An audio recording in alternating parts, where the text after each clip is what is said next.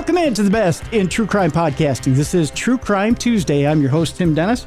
Got a good show for you today, folks. An unusual show. You know, on True Crime Tuesday, you could say, well, is it the Serial Killer of the Week program? No, it's not today. We're going to go a different direction, a direction I'm excited to bring you in today, folks. We're going to deal into an area of crime where there are no victims, where there's nobody getting hurt, yet you can get incredibly rich. Did I pique your curiosity a little bit? Today's program is dealing with a book called Stealing Manhattan, the untold story of America's billion-dollar gem heist mastermind. I had some time to sit down with this book this weekend and was thoroughly enthralled with it. You know, I love the movies that have to do with jewel heist, art heists, you know, the million and billion dollar movies that you see with the suave, debonair hero or anti-hero. And so when I sat down with this book, it was just enthralling to me. But then you learn about kind of how some of that can be glorified, and maybe there's not such an easy side to it. And so, but I was still enthralled with this book. We have two guests with us today. Burl Barer is the author of this book, or put this book together. Burl Barer is an Edgar Award-winning author and accomplished media professional with a career spanning several decades. Among his many books, his WildBlue Press true crime classic, Murder in the Family, is ranked number 3 on the 10 best true crime books ever written. A distinguished guest we have with us today. He's also listed as one of America's 100 must-read authors. Punch Stanimirovic is an infamous safecracker and forger. Could punch open a safe in under 16 seconds. He was also a master aerosol artist whose street art inspired Sean Sullivan, a.k.a. Layercakeny, I believe it is, and the youngest and highest ranking member of the YACS, or Pink Panthers. He served 16 years in prison, where he became an in-demand tattoo artist for the Latin Kings.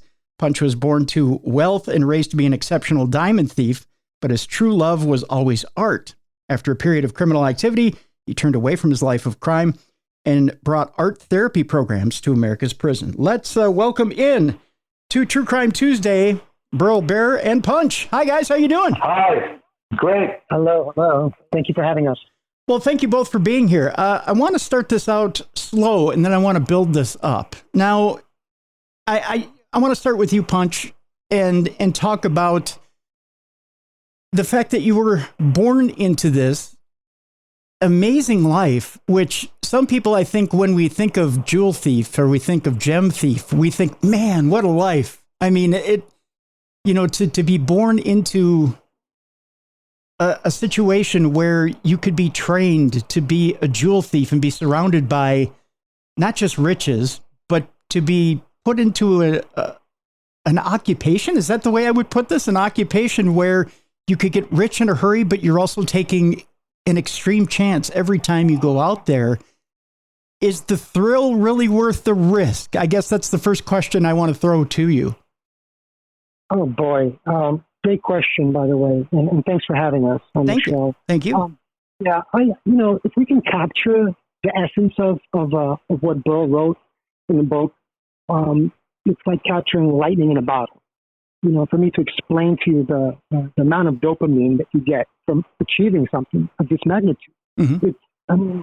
And for me to explain to you, like, how I grew up in this family, I didn't know that I was growing up in something like this until I found out that this is not something that, that's normal. You know, this is not something that everybody's doing. So it's a secret that we had. And I kind of learned that early on, growing up in my family. But just being raised around intricate people that can solve problems and create amounts of wealth that they were creating without hurting people was just an amazing journey. And that's unusual. Let's talk a little bit first about your parents. The fact that your father had an unusual stand when it came to criminals. He called himself a gentleman thief. And for the book's purpose, we call him Mr. Stan. Mr. Stan had an unusual outlook on crime and put himself as a higher class of criminal, and that, well, I'll let you explain it.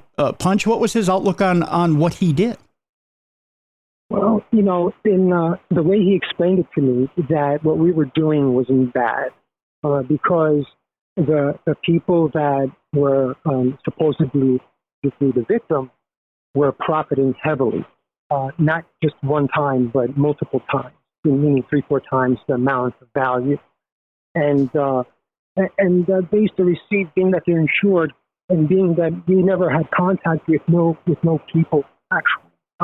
We never we never put anyone in violence. Like we never had anyone in jeopardy. Wow. I mean, I can pass the ball to Burl. He can elaborate on the insurance. Yeah, please, Burl. The insurance scams and the way that these jobs were being done. So the way Mr. Stan explained it to us a bunch early on in his memoirs, and as it was explained to me, he didn't start off doing diamond heists.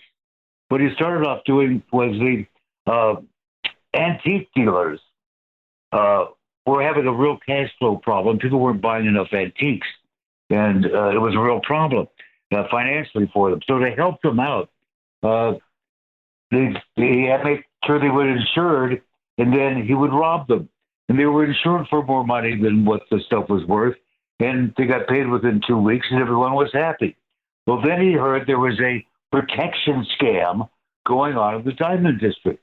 The Jewish merchants in the Diamond District were being told that they had better buy insurance in case they were robbed. Well, they've never been robbed because in New York, a lot of these diamond manufacturing firms aren't on the ground floor. They're like on the 13th floor of some building. Mm-hmm. But they were never robbed. But they were told if you don't buy $2,000 a month worth of insurance, you're liable to be robbed. And if the guy said, hell no, they got robbed. Strangely enough. Yeah. Because the insurance companies were tied in with the mob. And the mob would hire someone to go rob them. It was a protection racket. Except insurance was basically a legal protection racket. When Mr. Stan heard about this, he met with the diamond merchants and said, listen, take all of your inventory and put it in your buddy's safe. So he's got twice as much as he really has, and he's insured for twice as much. Then take all of his stuff, put it in your safe, and you get insured for twice as much as you really have. All of you do that for each other, and then I'll rob all of you.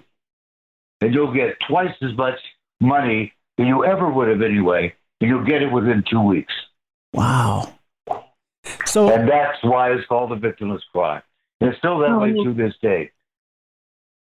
So everybody essentially is making money on this deal. Nobody's getting hurt. And if I remember, even the insurance company, if you stop and think about it, how many people are paying premiums for property insurance, theft insurance with your insurance company? Yeah. For them to pay out umpteen million, this week, next week, and the week after, these diamond companies, it's nothing compared to the gross amount of money coming in from all the lesser ones.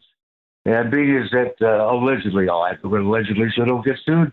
Allegedly, the insurance companies are basically mob-oriented, mob-connected. They paid out. They did not pay out because everything was interconnected. And then Punch had a brilliant idea on how to make things work even better. There was some missing elements to this brilliant plan. Further elaborate. Yeah, go ahead. I think this is like the low-hanging fruit that Burl grasped early on with the story.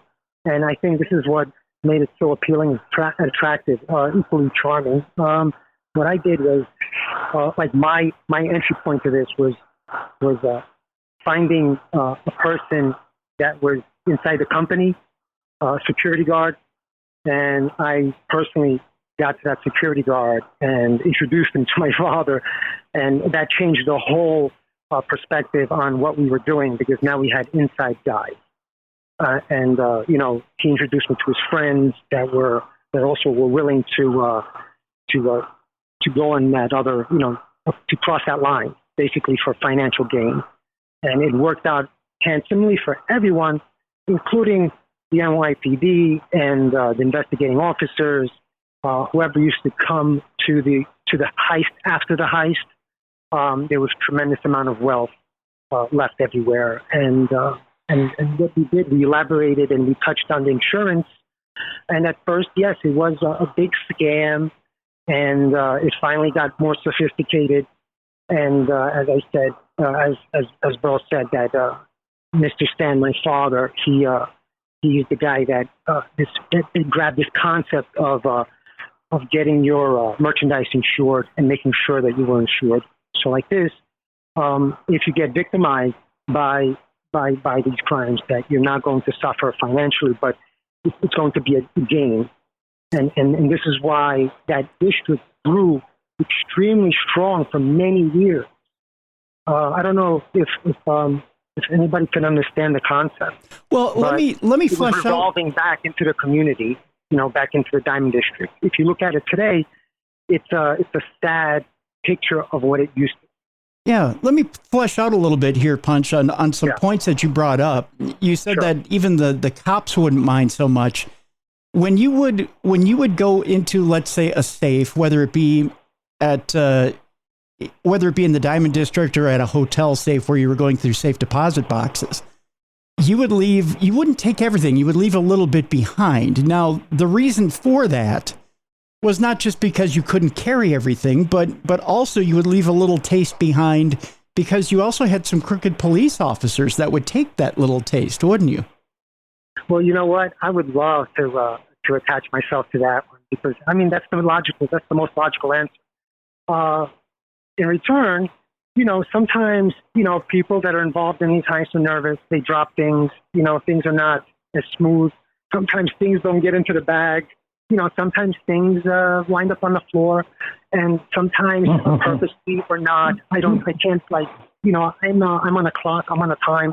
My job is to take everything and put it into the bags or open all the vault or the safe deposit boxes or to open the safe. And when I'm thinking, it's like my mind is working on a fight or flight situation. And therefore, things just happen. There's a lot of merchandise, and sometimes we can't take everything. Now, is the goal, Punch? Is the goal when you go in to try to get everything, or is it just to get as much as you can? Oh, our goal is to get everything. Absolutely. This is a little bit different, and I just want the audience that's listening to understand that this is not a jewelry store. No. My listeners, I just wanted to clear this up, that this is a manufacturing. This is a manufacturing firm that's probably like around 10 to 15,000 square feet. There's a vault. A vault inside that's probably bigger than a person's home. Like maybe 2,000-3,000 square foot, vault. And inside the vault, there's 10 safes that are like T-45s that hold, the amount of what's values. Like, for example, if this business is valued $100 million, right, they need to have these secure measures, or they won't get the insurance. Right. So does that make sense? Yeah, that does make sense. So, physically, you couldn't have a crew big enough to take that much out of there. And like you said, you only have so much time to grab what you could grab.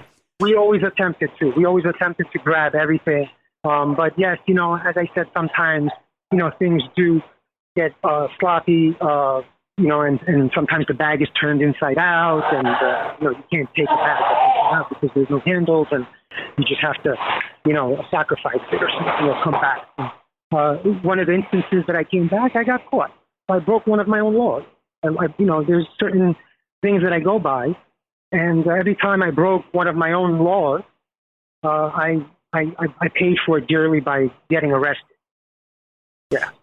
Now, in this intricate system, and I'm going to refer back to Burl first, and then I'll talk to you, Punch, and see how the system differed here. Mr. Barer, when it came to Mr. Stan and the way he did his business, he incorporated different, we'll call them independent contractors, and I know Punch did this as well. So when he would assemble a crew, it wasn't one specific crew per job. He would take and hire specialists. So if he needed a strong man, if he needed an acrobat, if he needed someone with a specialized skill, he would go get that person. But there were always specific people he worked with throughout the years, weren't there? Yes, there was one person in particular, or a couple of them. Of course, is his beautiful and talented wife, which helped plan some of the best heists. His primary partner for many, many years was a fellow known as the Professor, beautifully dressed, driving his Lincoln Town cars or whatever, and taught French at one of the universities there in New York City. He was, every morning, he'd get together over strong cups of coffee after doing a few hundred push-ups and plan their heist. And meanwhile, Mr. Stan has his own legitimate business interests that he's dealing with, plus buying real estate, one thing and another. And Stan said that he saw himself really as Robin Hood, because he, unlike the mob where you had capos and under capos, and you're in there for life, and they shoot each other and kill each other. This was totally different. This was altruistic. The money went back into the community, most of it to charity, and they were incredibly rich. Punch's family was enormously wealthy by the time he was born. They didn't do this for money. They did it for the thrill of it and because they believed it was helping people. Mm-hmm. Now, Punch, when it came to the time where, and I'm skipping over a lot because there's a lot in the book that I want people to go out there and read about your upbringing. We can talk about your upbringing a little bit if you want here. Your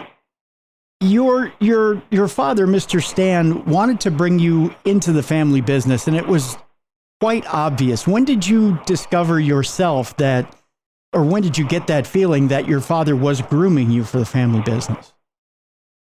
Yeah, that's a cool question. I get that a lot. I get this a lot. For me to really point it down to like a certain time or date, I kind of always knew something, even when I was younger, because my father's friends, they kind of told, they were like, who your dad is, right? I was like, no, who is he? Like, he does heist.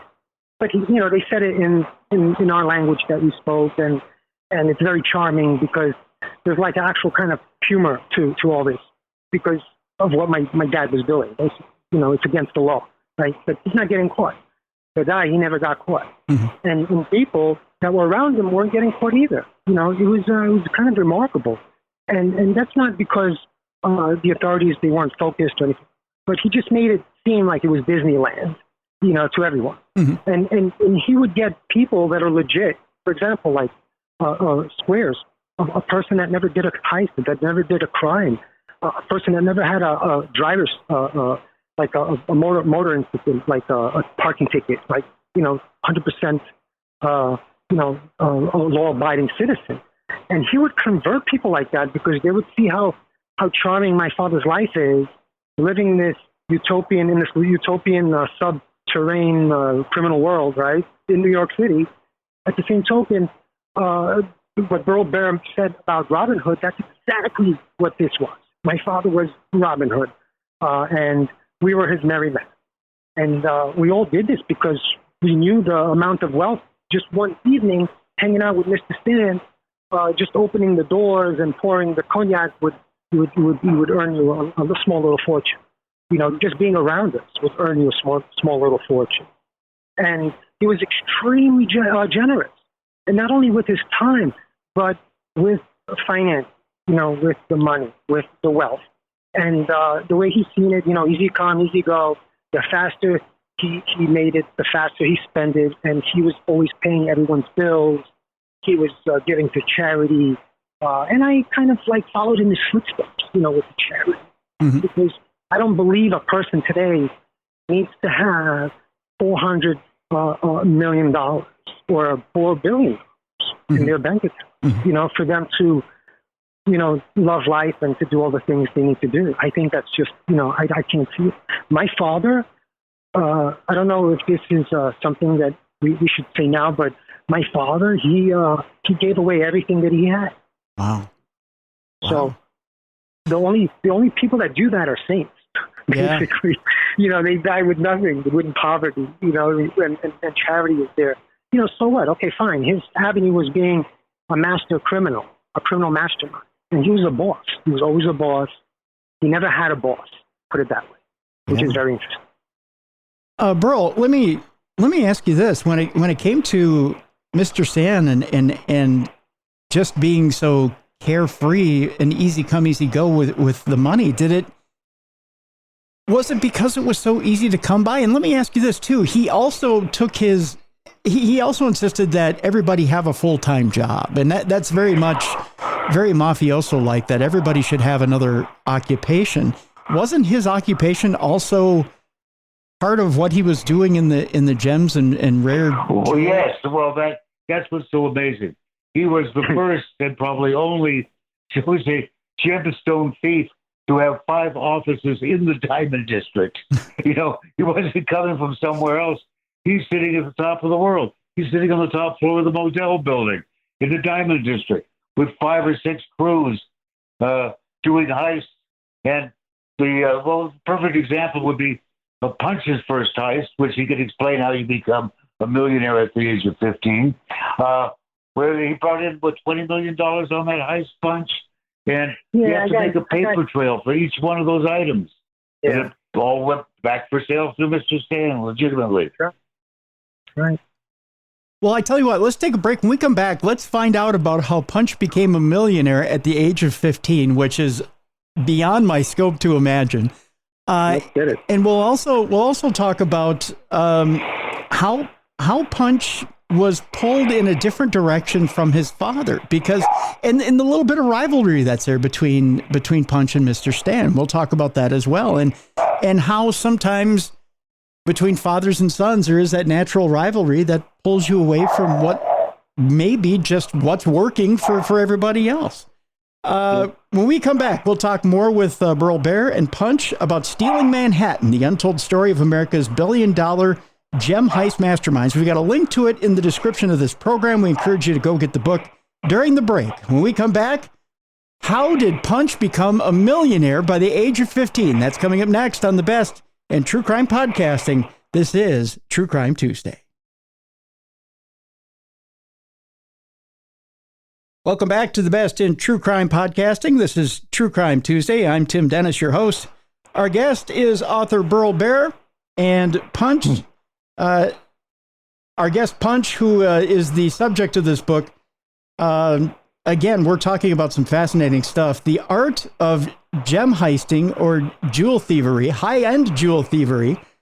And the book is Stealing Manhattan, the untold story of America's billion-dollar gem heist mastermind, which is available right now on WildBlue Press. We have a link to it in the description of this program. Punch, I'm coming right to you. At the end of the last segment, we were talking about how exactly you became a millionaire at the age of 15. I know at the age of 15, I was dressing in a Chuck E. Cheese costume and had little kids hit me in the nuts during birthday parties. I can imagine your life was probably a little more glamorous than mine was at the age of 15, my friend. Tell me, how were you making $20 million at the age of 15? Yeah, I wish I could go back in time right now and relive that moment, because, let me explain to you, that was probably the best time of my life growing up. And, yes, I became a multimillionaire, a millionaire, right, at the age of 15 years old, because I did a heist. It was the India Gem Company. It was a gemstones heist. And that's exactly how we started our company called Gemstones Trading Gallery International. We moved from 23 West 47th Street to 45 West 47th Street, and we took the top floor, penthouse, and that's where my father became the overlord of the whole entire YACS, gang, I guess. There was active investigations, but as I said, they had special divisions such as Major K Squad and Joe Keenan. That's the bastard, part of my French, that caught me. But he had a criminal mind, and he even told me that he had a criminal mind, and that's how he caught me. As I said, Mr. Stan, he was there when I got arrested, when Joe Keenan came into our office, and my mom, and it was a shocking experience to get 2 detectives to pull out their 38 snub-nosed specials at you, cocked back like I lost all my color and I needed to sit down before I fainted. And people think it's glamorous, being like a street boss or a gangster or whatever these guys call it, right? Mm-hmm. But if you're operating in this world of gem thievery or heist, like you're surrounded by gangsters and other type of people that are not persona non grata, basically. I mean, that's just like in that world, in the criminal underworld. And but as I said, back to the question, Mr. Stan, what he did was something that was sensational, and I'm a small protagonist of this book of the Stealing Manhattan. I'm sure there's going to be other versions, or next chapter, next part 2, part 3, where it gets more into my story. But the first book is more like it's my mother's and my father's story on how they came here from the former Yugoslavia, and they both found each other. And it's just a wonderful Dr. Zhivago story filled with so many charming characters, and it's just open ended because each one of these people, each one of the people that each one of these characters that were involved doing these heists, they went on to do other things, and there was a lot of one-hit guys, like one-hit wonders. They do one heist and that's it. They go off and they become a successful multi-millionaire or a billionaire, in Europe, for example. This is what happened. And this is the type of things that my father would enable for someone that's a hard worker, for example, and never gets nowhere in life. He was an answer. He was actually a cure for a lot of people that couldn't, get to those places, because there was a lot of prejudice and there's a lot of how can I say, double standards and, immigrants, these are immigrants. So just imagine, who reaps the first benefits, and then, who gets the second and third and fourth. And it's just like in the 70s, it was very hard to make it. Yeah. So Mr. Stan is one of those guys that made it in New York, and he needs to go in history. I was just going to add that. Yeah. No one did more to assist immigrants coming into this country at that time period of what they call the Serbian diaspora than Mr. Stan.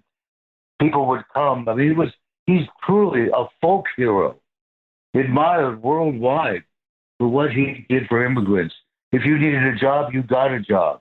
And it was also to his benefit because quite often it was a job at a security company, But it all worked out because there were no hardcore victims except occasionally Mr. Stan or Punch. Because when you're in the criminal underground, you may be the pinnacle. But in the world of crime, and you probably know this is true because you're a true crime broadcaster, in the criminal world, no one is more admired than the gem heist mastermind where no one is hurt and everybody wins. And that's what Punch and Mr. Stan were. They were the most admired, highest class criminals. But when you're a criminal, who are the other people you have to associate with? Criminals. And there's a lot more sociopaths and psychopaths in the criminal world than there are brilliant, erudite gentlemen thieves. And you wind up being a victim of those you associate with. Burl, I want to talk for a moment about, let's talk about some of those other criminals and some of those criminals that had an admiration for Mr. Stan. I want to talk about John Gotti for a moment and the Italian mob.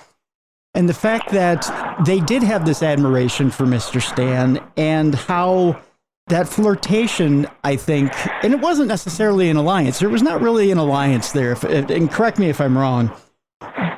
But how that... No, you're correct, yeah. You are correct. It wasn't an alliance. From everything in my research from Punch and from other sources, Gotti greatly admired Stan. In fact, all of those characters, at least the ones who were intelligent, they greatly admired Stan and Punch. Sometimes were envious, sometimes were appreciative. In fact, Gotti begged Mr. Stan to do a heist with him. Gotti wanted to do a heist with Mr. Stan, so it was set up to do so. And Gotti shows up with his fellow claiming to be an alarm expert, but it was actually Joe Coffey of the NYPD working undercover. And it messed the whole thing up. It's a very strange story, but a true story nonetheless. Yes, Gotti and those people greatly admired Stan, but Stan and Gotti were out somewhere together where they thought it was perfectly safe to be sitting and chatting. And in come two federal agents. One hands Stan his business card, And Stan realized he wasn't under the radar. If you're going to hang out with someone like Gotti, you're going to be on the Fed radar. And comes along and goes, let's get that. We're moving back to Serbia. We're leaving. You know, they weren't going long because when they moved and got there, the war broke out. But Stan wanted to stay, at the top of the pack and under the radar. Because you don't want to, Punch did something very smart also. He used to go to the social clubs the Mafia guys used to go to, but he quickly figured out not to. He didn't want that association law enforcement was, right, Punch? Yeah. It was very prevalent back then because the only people that were real criminals were really in the LCN, the Cosa Nostra, and then you have the 5 families in Manhattan. So yeah, it was attractive for somebody my age, that had his own funding and working, with my dad and stuff like that. John Gotti and my dad, they did like 2 heists together. Mm-hmm. I don't know. I know the first one, I think, wasn't successful. I don't know what happened with the second one, but it was tremendous the amount of power that John Gotti had because they shut down the streets with garbage trucks. And I mean, it was very elaborate. But this is what I wanted to state for the record, that John Gotti and my dad, they were friends. They weren't like business partners or anything like that. They were more friends from like Regine's and Columbus Cafe. They used to shut down the restaurant and the bar all night. They would be in there drinking and talking and telling stories and stuff like that. And these are pretty well-known places that Paul Herman, an actor in Hollywood that's in every Scorsese film, that place belonged to him on Columbus Avenue. And we used to hang out there. And also another restaurant called Ponerella's. So, these guys, they used to hang out at Regine's, at Ponerella's, at Columbus Cafe, and this is what these guys did. That's how they celebrate. At nighttime when they want to go out with their guys, whatever. And there was a lot of social clubs that I was always accepted. There was a bunch in Little Italy and all over Mott Street and Mulberry Street, which I partook, like, a few, what is it called, July 4th events and barbecue parties with John Gotti personally, without my father there. So I experienced it. I experienced this and how much respect I got just because of that association alone. It's incredible. It's really incredible. Punch, let me ask you a question here, because throughout the book and different times in your history, Mr. Stan's history, there are opportunities for both of you or for your family to get out of some of the heat, because it seems like just through the association with different mob members, whether they be Italian, whether they be Albanian, whoever it is, there's a certain amount of heat that comes up around you at times, not with you, but around you. And you're told by certain friends, certain allies, if you just come back, if you come to Serbia, if you come to wherever, you could live like a king, or it may be a small king, but you could live like a king. Why was the opportunity never taken? Why did Mr. Stan not take that opportunity? Why did you not take that opportunity? Why was the opportunity to retreat never fully taken advantage of? To tell you the truth, we did have the opportunity, and we did retire from everything, and that's before I even started to steal. And this is also probably like some type of, I can't explain it to you, but Murphy's Law or something that happened that I have no control over it. But Mr. Stan and the family, including me, we got away scot-free and we retired. But what happened was the war started in the former Yugoslavia, and that caused us to come back to the United States. And that's when I was at that age of, 14, 15. And I found myself, I wasn't agreeing with any type of hard manual work or anything like that. And this was the path that was formed basically for me. Trust me, I never wanted to do anything like this. Was not my plan. I really wanted to open like a pasta factory. Like that was my dream. If you really want to get technical, like, that was always my dream. Before any thievery, I wanted to open like a pasta factory. That was my dream, which sounds kind of odd, but I never got my dream. And my path was forged by my father. and I lived a life of crime. And the whole entire time that I was stealing from 1989 professionally as a thief, all the way to my arrest in 1994, I was on the run. Mm-hmm. Meaning I had warrants. I had 4, 5, 6 warrants. So the whole entire time, I had warrants, and I was still stealing, and still at the parties, and still at the events, and yeah, like that's kind of incredible. Burl, let me ask you. He was on. Yeah. Oh no, go ahead. Passed away. I was going to say he was on. They arrest him. He gives him a phony name. He walks out of jail. Then he just keeps changing his name. He's hiding in plain sight. He's got a nightclub. He's doing this. He's doing that. And they still don't catch him. I guess he had more important things to worry about. But it really is true. He was hiding in plain sight with celebrities, living it up with Chris Rock and, this person and that person. And, there's a lot of crime in New York. Why waste your time chasing after a nonviolent criminal who's a diamond thief? Who uses a different name every time. That's true. Punch, I want to bring up one chapter in the book where you do take over a nightclub from Sammy the Bull Gravano. Yeah. And in there... Go ahead. No, go ahead. Go ahead. In there, you take over that nightclb, and you take it. You take control of it along with a friend of yours. And I'm sorry, the name escapes me right now. And with that, you also get heat from the mob because they don't quite realize who it is that owns the club. But you take over this club, and you also get a lot of celebrities that frequent this club, and you turn it into quite a successful nightclub. I'm wondering why at that point was a future in running nightclubs not your destiny? Why was that not enough for you at that time? Was it the thrill of gem heisting and jewel heisting that kept you in that career? Well, the nightclub thing was because I enjoyed going out when I was a little bit older. I was like, 21, 22. I enjoyed going out. And for my own safety, basically having your own nightclub is better than going to somebody else's night. And, a lot of guys used to get in trouble, get arrested, and doing life sentences because they went out to have a good time. And they went to the wrong neighborhood or something. And I found it appealing to own, my own place. But, that's just how it was. I don't know. I'm used to that. But, if I go somewhere, I'd like to go to a place where it is owned by my friends or family, and I felt more comfortable there. So, I partnered up I had a bunch of money. I had a lot of money, abundance of cash. Rooms of cash. So, I'm throwing it everywhere. I'm putting it everywhere. I'm putting it on the street. I'm reinvesting it in nightclubs, in all different types of businesses. And as I said, I lost count. I lost track. It was way too much. It was overwhelming. Even for my age, to live like that. But, if I wanted to, if I had the internet back then, oh my God.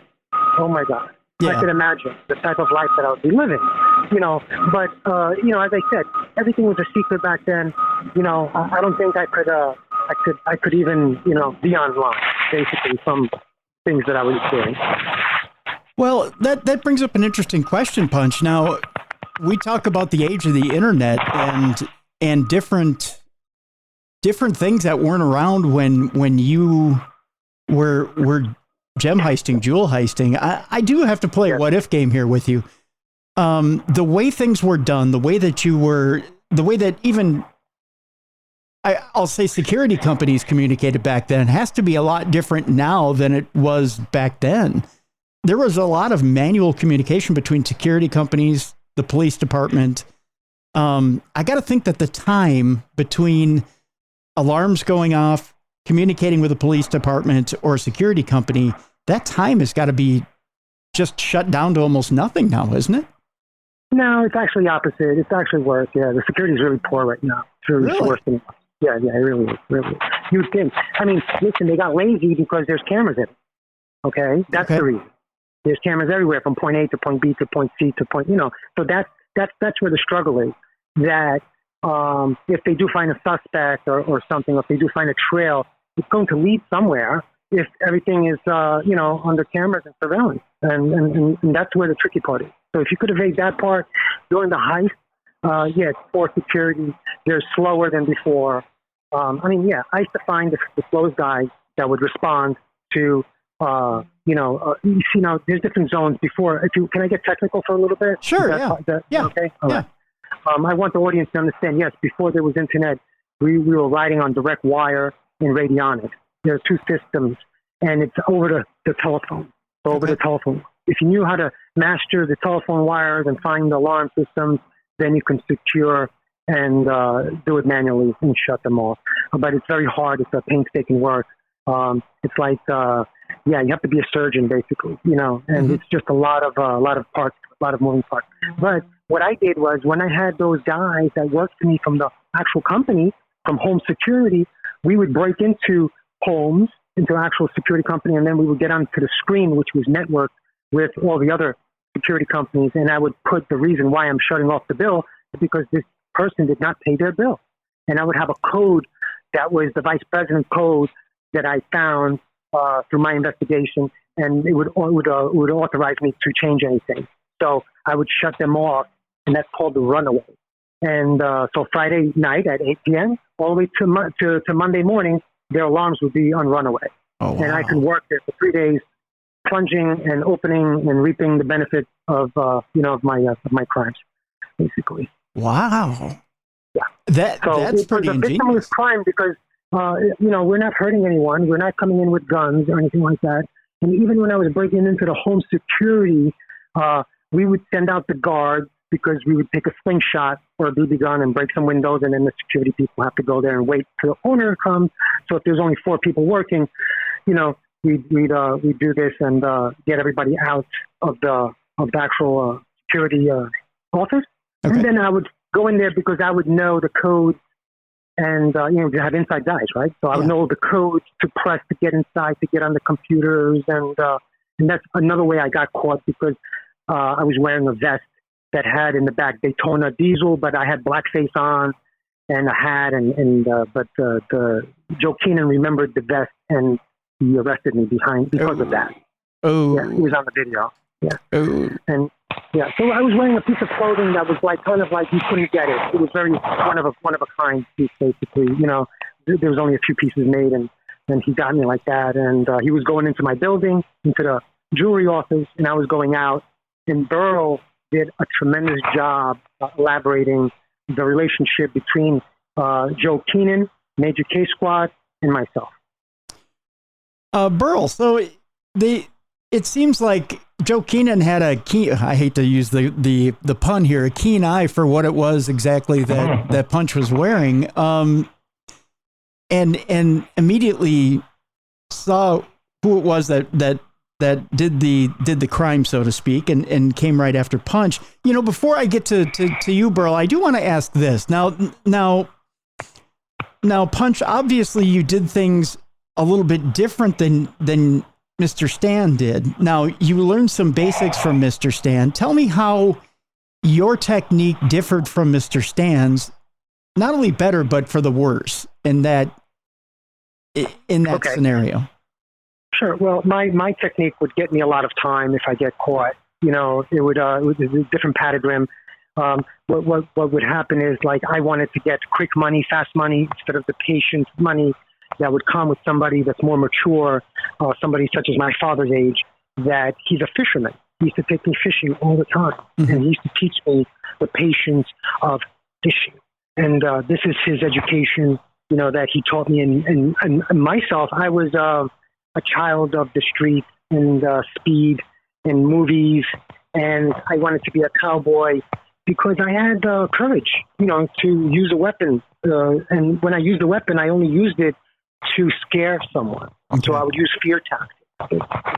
And I would do a robbery, whereas I would take everything in the jewelry, not corporation, like jewelry store, that's insured. I would take everything, or most of everything, that I would want, and I would get away with it each and every time. And I would never get caught. And my father hated this because he had lawyers that advised him, never to have a firearm, because if you do get caught, it changes the laws, and you can wind up doing a lot of time if you get caught. Okay. So that's why.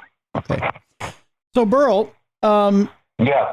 let's talk a little bit about Joe Keenan, and what was it about Joe Keenan and his eye for this particular, let's just say. Well, he saw the vest. Now, you got to realize that Joe Keenan loved these guys. He did have a criminal mind, and he thought they were geniuses. Okay. He thought they were brilliant and admired them, which meant he had to catch them. That was his way of unifying with them. I know that sounds strange, but I think Punch will agree. If he hadn't been with the New York BGK squad, he would have been on Punch's crew. Huh. It Takes a Thief. Remember that movie? Cary Grant plays the Gem Heist guy. It Takes a Thief to catch a thief. And that was the case. Like Ken Urell, who's been on your show or not, from my book, Portrayal of Blue, he and Michael Dowd were these corrupt cops. And he says in the book, if he'd been in a different precinct, he may have wound up being a cop on Punch's crew instead of being a corrupt cop with Michael Dowd. It just depends on where you are and what the circumstances are. But this is how Keenan's essential personality manifested himself. He was sharper and catching people than the other cops because he could think like a criminal. Because that would have been a good one. Wow. I've seen this myself in my true crime investigations, because I see things that detectives don't. I guess I've got a criminal mind. I can say, no, this is what was going on, not what you think. You see too many TV shows. This is what's going on. It's I don't think somebody's just looking at things differently. They're taking a different perspective, or not just dealing with stereotypes. Mm-hmm. Just a different way of thinking. And it seems like Joe was right there and right in the mindset of Punch at the time and his crew and really, I mean, especially after seeing the vest and lining up the vest with what was on the video and really had him there. And again, I encourage people to read the book to find out the different techniques of interrogation he was using with Punch and really trying to wear him down, because it's quite interesting, especially the way that you had reported it, Burl. I started to sweat a little bit myself. having ready to confess, weren't you, Tim? I was ready to confess, and I had nothing to do with it. But yeah, it's quite interesting. Now, Punch, let me ask you this. I get the idea of, you wanted to do things different than your father, and there's a rivalry between fathers and sons. Sometimes the son has to show up the father and show that, you can do things different.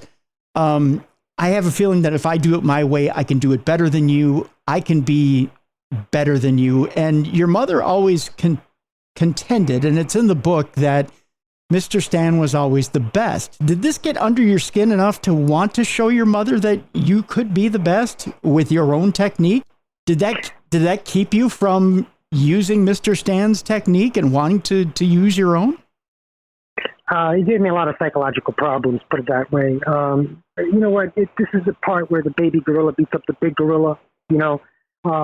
Mr. Stan always had it over me that he had the power over me, that he's my father. He gave me life, and he always made it known that he's the one that gave me life. Mm-hmm. And that's very narcissistic coming from him, but he wanted a certain type of control over me. He didn't want me to think. He didn't want me to be self-proficient in thinking for myself. He wanted me to do what he told me to do. And I was adamant and opposed to any type of authority. And being that my father comes from a military background and backbone, my father, my grandfather, my whole family, he was extremely, what's that word? Strict, and military strict. Mm-hmm. So I grew up with a very hard hand from every which way, from the way I walk and talk. Everything is designed specifically the way my father wants. So, of course, if he finds any type of resilience, he's going to get upset. I just wanted to prove him wrong, that I can do things better. I know I was a better thief. I know for a fact I was a better thief than him. But I lost that title forever because I got caught and I got arrested. So therefore, my father lived and died with the title of #1 diamond thief in the world, and the guy that started the Pink Panthers, the guy that started the YACS, the guy that started the genesis of all these gentlemen thieves that weren't based out of Europe. They are European. They were based out of New York. And they got deported, and we all know when people get deported, it's very hard to come back, so they're going to start doing things there. And that's how basically the Pink Panthers evolved and started. But it's all because of my father, Mr. Stan. I mean, my father, Mr. And if he wasn't born, I don't believe we would be talking today about any of this stuff. Is that now a sense of pride, not a sense of irritation with you? Now it's been that, it's tough. When Burl and I started the project, I reached out. I wanted to find a person that I would do a heist with.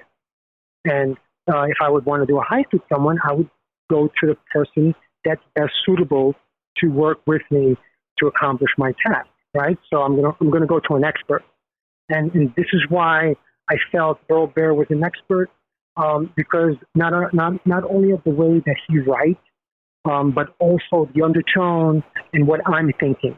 It's very important. He was this filter that he used a lot of different notes, comedic notes, because that's the way my father used to see things as very funny. Mm-hmm. That was getting away with this stuff, and it was kind of, is there a word for it? This guy is doing something that's supposed to be bad, but not really bad because he's helping the whole entire community. And the skyline of New York is being built beautifully because of all this that's going on. And today, none of that is going on. And you can see how poor it is, how depleted, and how, if you look at 47th Street today, the Diamond District, it's not brilliant as it used to be in the 70s, 80s, and 90s. I mean, there was a tremendous downfall in class and in quality. Yeah. So it's... go ahead. Oh, no. I didn't interrupt this. No, you didn't interrupt at all, Burl. Go ahead. If you wanted, what Punch was talking about, that thing of, what's the word for it? Where it's criminal, but it's fun, and it's not the best example. I don't know the word for it. There's a TV series, short run on Netflix called Transatlantic. And there's a documentary called The Making of Transatlantic, mm-hmm. and they talk about it, exactly. And that is, if you look at the comedy movies of the during the war, like there's one with Jack Benny called To Be or Not to Be, where it's a World War II movie drama with Nazis, but parts of it are hysterically funny. Because even in the midst of horrible tragedy and extreme stress, it can be funny. There has to be that comedy relief. And as someone else said, Mr. Stan's humor, the Serbian humor, very similar to the Jewish humor in the Catskills comedians. Oh, yeah. That there was, even when he had a stern look on his face, there was a twinkle in his eye. And I tried to write the book the same way. You know what, Punch, let me ask you this question, because the way you describe that, for lack of a better term, the deterioration of society, even the deterioration of the Diamond District, do you feel like crime has gotten too violent? Is that the reason? In society has in general become too violent? Is that why we've lost that sheen, so to speak, that was there on society? Is that why we've become less romanticized, and maybe the targets aren't so big anymore? Have we taken the emphasis off of the romance and the glitz and the glamour of society as it was maybe even 40 years ago? Romance, you have it, romance. The romance, that's what's being overlooked here. And yes, it got worse. It got worse. Mr. Stan was born during World War II, while World War II was on his front porch. Mm-hmm. Like, he was born during that time. He witnessed that. My great-grandparents were in an Auschwitz-type prison, with the tattoo, on the left arm. Like, that's what they went through. They had hard times. Now, when Mr. Stan escaped communism, when he escaped communism, he went to Italy and went to certain, I guess these were people that were helping people that would escape from like communist countries. And he went to a Jewish organization and he wanted to go to Germany. My father had a plan to go to Germany. He spoke German fluent. Das ist gut, ja, sprechen Sie Deutsch? You know, like he spoke German fluent and he wanted to go to Germany and become a businessman in Germany. But his path was destined to United States, New York. When he came to New York, this guy hit the ground running. He didn't speak the language, but he found himself, you know, having a few jobs, and he made it happen on his own, getting married once, getting married twice, then to my mom. And Burl does a fantastic job of getting all this space, you know, in these chapters, because it's very difficult for anyone to follow in Mr. Stan's footsteps. When God made him, he truly broke the mold. Yeah. I mean, this is something that's a fact. And we're talking about a person that Hollywood was chasing for movies. You know, they wanted him.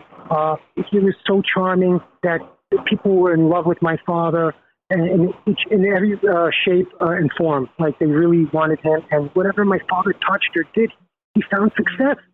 You know, he found success because of his hard work and dedication. So he just replaced that with doing Diamond Heist. And he was very successful at doing Diamond Heist and not getting caught. And that's where he goes down in the history as the world record holder, as the number one, the capo de tutti capi, the number one guy, the top G. You know, that's Mr. Stan. It's always going to be Mr. Stan. And, you know, and he gets that title, which is... Yeah, because he never got arrested. Yeah. Well, he may have been arrested, but he's never prosecuted. Never spent a day in prison, you know, as a convict. Basically, he got away with everything. Of course, he also got the crap beat out of him, who was robbed of millions by thugs who didn't appreciate him. That's the problem with hanging out with criminals, is you're hanging out with people that aren't your social strata. It's like you're slumming. Yeah, you know, I'd love to see a movie made out of just. So would we. Yeah, I'd love to see a movie based not only on this book but the further adventures, because I'm not going to spoil the ending of the book, but let's just put it this way: it would lead brilliantly to a sequel. And oh yes, we've already started it. Good, and I'd love to read the sequel, gentlemen. I'm just telling you, it's an amazing book, and I want. All the listeners out there to go get it right now. Thank you so much. Absolutely. It's available right now on WildBlue Press. We have a link in the description of this show. Again, the book is called Stealing Manhattan, The Untold Story of America's Billion-Dollar Gem Heist Masterminds. It starts off with the history behind Mr. Stan. It follows Punch's history as well, and the tale of two different generations there. And gosh, I tell you guys, it was such a fascinating read, such a quick read for me as I finished it up very quickly. But because it was such a good read, I can't tell you how much I enjoyed this book, fellas. Oh, great. Thank you so much. Thank you. You're always music to my ears. about, are people going to enjoy reading this? I'm so glad you did. Absolutely. And guys, I want to thank you so much for being with us today. And again, I want to encourage everyone to go get the book. Thank you so much, Burl. Thank you so much, Punch, for being with us today. So, you bet. Anytime. Thanks for having us. Thank you. Folks, it's time now for us to lighten things up a bit. It's time now for us to bring in Beer City Bruiser, and it's time now for Dumb Crimes and Stupid Criminals. It's Crayon News story time.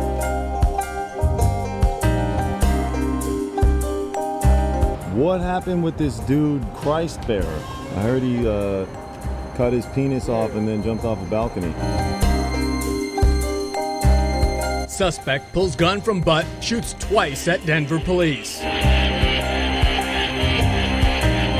What is your emergency? I need help. And what's the problem? I'm too high. You're too high? Yeah. It's that time once again, the time y'all look forward to on True Crime Tuesday. It's time for Dumb Crimes and Stupid Criminals. And to do that, we bring in a host, a co-host with the most, the BCB, the Big Cuddly Bear, Beer City Bruiser, fresh back from the Chicagoland area. How you doing, Bruiser? I'm doing okay. I'm a little tired. Just landed, got in the car, came home, and started talking to you to get this all wrapped up for our good old listeners out there. There you go. There you go. I take it a good weekend, yes? A fantastic weekend. The wrestling was good, but even better. And I posted online, and you and I are talking about it off air. I got to spend time with my daughters. Oh, there you go. 2 full days with them, and it heals the heart. Now, is one of these daughters the one that is into true crime and paranormal? Yep, that would be the youngest one. In fact, she turns 21 in September. Oh. And I said, okay, well, wherever you want to go, we'll take you for your 21st. She wants to go to New Orleans. Oh, there you go. And not for Bourbon Street. She wants to go for the true crime and paranormal and all that. There you go. There you go. That sounds like a fun time. Oh, I can't wait. You know what? It's funny you bring that up because our first story has to do with Louisiana. And kind of a weird story at that. It does have a little bit of a creepy slant. Okay. Yeah. I suppose we can jump into it right away. Why not? This is just strange. A man snuck into a funeral home and filmed corpses in Louisiana. What? Is this a fetish I don't know about? I don't know. It's bizarre. It happened this past week. A Louisiana man entered a funeral home after hours and went into the embalming room where he filmed several autopsied corpses and shared the grisly images with an acquaintance via FaceTime. Oh, so he's FaceTiming with them. Oh, okay. Yeah. Bizarre. According to a probable cause affidavit, 21-year-old Boris Richard, late Friday night, made an unauthorized entry at the Smith Funeral Home in Monroe. Richard, who lives about 9 miles from the business, made entry to the embalming room with several corpses present post-autopsy, police charge. So he went to see them after they'd been cut open. Yeah. Yeah. That is creepy. Yeah. While Richard appears to have some connection to the business, he was not an official worker and had been advised that he was not supposed to gain entry to the embalming room without consent. Oh, so he kind of cased the joint, huh? Yeah. Arrested on a felony unauthorized entry charge, Richard had declined to answer questions from the police. Richard was released yesterday from the local jail after posting $1,500 bond. Richard is scheduled to appear for a hearing, or was scheduled already this afternoon in district court for that hearing. Weird. Really weird. Really, really. And now, does he have to get consent forms from the dead body families if they want to show that publicly? I would think you would have to. Yeah. Yeah. I know, like, if on the cop shows and all that, if they pull up to somebody that's passed away, they blur them out. Yeah. Yeah, it's just bizarre. First of all, I get that there's a market out there. There are some websites, and I won't name the websites, but you can go and actually see like the autopsy photos of famous celebrities. Yeah. Zach Baggins has a few of those in his famous celebrity death wing or whatever, there's a museum. Yeah. Yeah. But, for ordinary people or to go see ordinary people's, I don't get the thrill of that. I don't either. I get the thrill of breaking into a funeral home at night, but I don't get the filming of dead bodies. You know what I mean? Like that that would creep me out, especially at night in a funeral home with the lights all off. Well, and last week we had a listener who asked, why are funeral homes haunted? And so I answered that question, but you would think, maybe there's a reason why some funeral homes are haunted, and maybe you're walking into a haunted funeral home. I would just think that there's some creepy stuff going on to begin with in a funeral home, and I wouldn't want to take the chance. Yeah, I'm out. And what friend wants to see that? Yeah. You know what I mean? Like, it's not like I'm going to call you, hey, Cruiser, I'm bored. You buy a funeral home? Yeah, I'm 9 miles away. Well, can you go show me some dead bodies? Right. I mean, it's just, there's just something ghoulish about that. Like, they need to look in like fantasy football or something like that. Yeah, exactly. I mean, you're one step away from grave robbing there, Yeah, you are. You're like a step to the left. Yeah. Yeah. It's just bizarre. Let's move on, Bruiser. The one thing about Substitute Teacher Fight Club that you don't talk about is actually Substitute Teacher Fight Club. Otherwise, you could be arrested. We go to Mesquite, Texas, where the Mesquite Independent School District substitute teacher was fired for encouraging students to fight in class. Oh, okay. We had some bizarre substitute teachers in my day in the Noka-Hennepin School District, but none of them ever said, hey, kids, line up and let's start swinging. None of mine did that either. Yeah. We always watched the movie. Yeah. Well, I've told the story here before on this show, but we had one that was going to show us, our teacher was going to a journalism consortium for the weekend. Mm-hmm. And so it was like a little conference. And so we were going to be shown The Godfather, which was rare. I mean, in a high school to be shown The Godfather uncut. Yeah. I mean, that's pretty cool, right? Oh, yeah. Yeah. So of course, one of our fellow students had to blow it by, let's just say he had Tourette's syndrome. Okay. And he came up to a bunch of us and said, wouldn't it be cool if, and then he said, I took and put a bunch of naked ladies on the screen. So when the substitute teacher came in and pulled down the screen, all you would see would be a bunch of naked ladies cut out from magazines put on the screen. And we were like, no, we're going to see The Godfather. We don't want that. Well, he couldn't get it out of his head that he wanted to do that. So when we noticed that this person of ours, whose name will not go named on the show, was missing from lunch that day, we went, oh no, did anybody go get so-and-so and tell him not to do that? Well, none of us had. And we discovered when we were going to watch The Godfather and the substitute teacher pulled down the movie screen that he had been busy during lunch. To which the substitute teacher let out a blood-curdling scream and ran out of the room. And you guys didn't get to watch Godfather? No, the principal showed up after that. And yeah, it was not a good afternoon. No, we didn't get to watch Godfather. Especially when you get the Godfather in school. I know, right? Yeah. We were all looking forward to it. Yeah. That's a good time. I know, and it got ruined. Most of all, yours truly was one of the guys who got blamed for setting that guy up to do that prank, and I tried to discourage it. Yeah, you're like, no, I wanted to watch The Godfather. That's you don't understand. right. It's The Godfather. I love The Godfather. Uncut in school? Come on. I know. It's more important than pictures of boobies on the screen. That's right. I can see boobies anytime. I want to. There were other parts up there as well. I think he went past the Playboys and went straight to the Hustlers and the Penthouses. Oh, he went real hardcore. He did. He went straight from PG and R to X. Oh, yeah. It was. Let's just say he went hardcore on the deal. Now, did that substitute teacher ever substitute again after that? No. We never saw her again. No, I think she was traumatized out of substitute teaching. Yep. Yeah. It was quite a traumatic day. But here in Mesquite, Texas, video shows what parents are calling a fight club in the classroom, with students allowed to fight one-on-one, much like the old Hall & Oates song. Mesquite ISD has fired a substitute teacher after an investigation revealed she encouraged students. Oh, she. It was a she. Yeah. Oh. Ooh, a little bloodlust going there. Yeah. She goes, hey, look, I can't sleep with you guys, but I know how to turn myself on. Fight. I'm no Florida teacher, but by gosh, I love a good fight every once in a while. She encouraged students to fight each other in class. The incident would have gone unnoticed if it wasn't caught on camera. Yeah. There's always cameras on you. That's right.